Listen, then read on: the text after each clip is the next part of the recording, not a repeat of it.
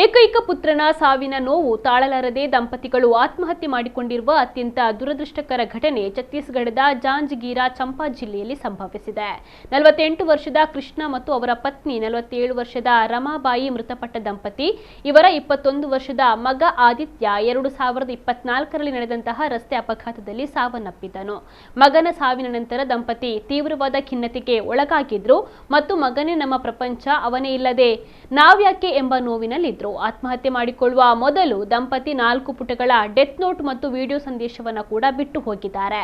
ಅದರಲ್ಲಿ ತಾವು ಸ್ವ ಇಚ್ಛೆಯಿಂದ ಈ ನಿರ್ಧಾರವನ್ನ ಕೈಗೊಳ್ಳುತ್ತಿರುವುದಾಗಿ ಮತ್ತು ಮಗನ ಸಾವಿನ ನಂತರ ಬಂದ ವಿಮಾ ಪರಿಹಾರದ ಹಣವನ್ನ ಕೃಷ್ಣ ಅವರ ಹಿರಿಯ ಸಹೋದರರಿಗೆ ನೀಡುವಂತೆ ವಿನಂತಿಸಿದ್ದಾರೆ. ದಂಪತಿ ತಮ್ಮ ಮನೆಯ ಅಂಗಳದಲ್ಲಿದ್ದ ಮರಕ್ಕೆ ಸೀರೆಯಿಂದ ನೇಣು ಬಿಗಿದುಕೊಂಡು ಆತ್ಮಹತ್ಯೆಯನ್ನ ಮಾಡಿಕೊಂಡಿದ್ದಾರೆ.